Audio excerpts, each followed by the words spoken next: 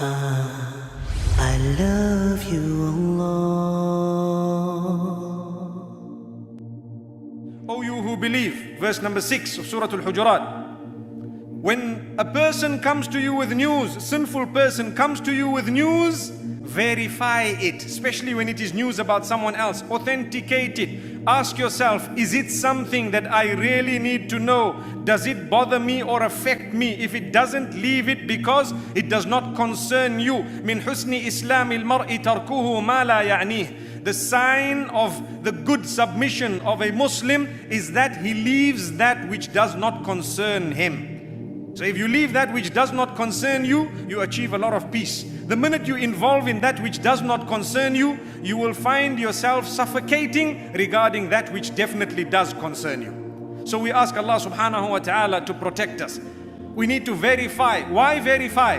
Because if you don't do that, you may be regretting your deed or your action or your reaction to that particular news regarding an innocent person later on. You find out, you know what, this person was innocent, but you went around, you believed the stories that came to you, you spread the rumor, so who is to blame? Allah warns us in Surah Al-Hujurat. What a powerful verse. It affects every single one of us without a single exception. We need to be careful because today we are in the age of little mobile phones where a small thing happens and next thing we are indeed from amongst those who spread it. The bare minimum is we forward it. But did you find out? Did you verify?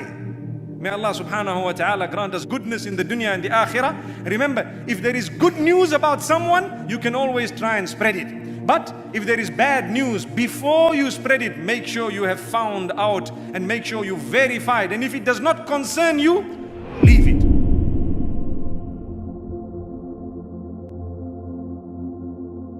To real quick, and that's Wednesday's lesson in the last few minutes, and it talks about people who gossip in Wednesday's lesson, people who gossip.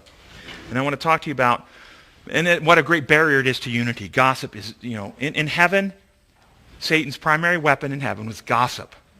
He went behind the scenes and gossiped, spread little rumors that caused division, and a third of the angels out of heaven fell because of gossip in heaven. It's very destructive. But what is it that primarily drives a gossiper? What is the motive for a gossiper? I'm going to suggest to you it is primarily driven by fear and insecurity.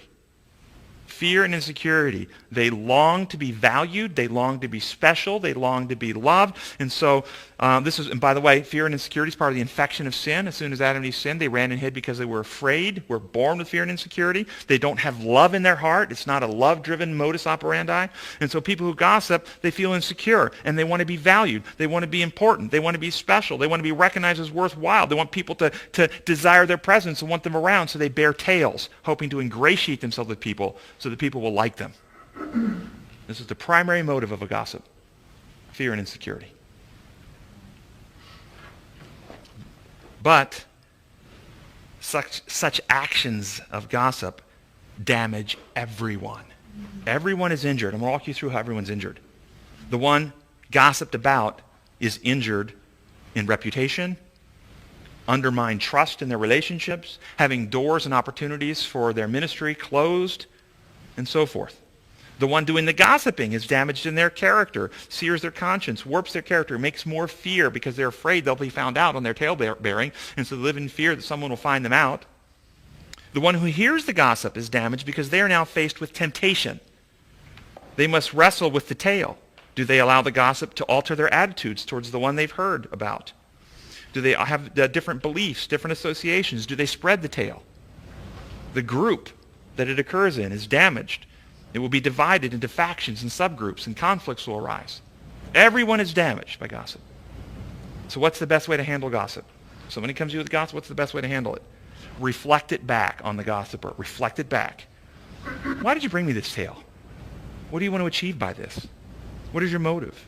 Have you gone to the person that you're talking about to discuss your concerns with them? Because I know you love them and you want their redemption and you wouldn't want to hurt their reputation, would you? How are you protecting them right now by telling me this? What do you think would happen if you did this with somebody who brought you some gossip, reflected it back? They gossip about you. Ah. Do you realize that you coming to me, I don't really know anything about the person that you're gossiping about, but you're revealing to me that you can't be trusted with sensitive information. I can't share. I can't confide in you because you're going to break trust and you're going to go gossip about me. You have told me you're an untrustworthy person.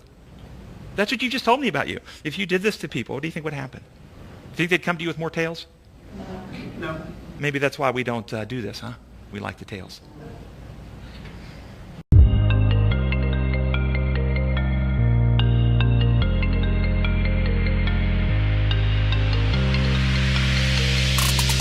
You have one new message.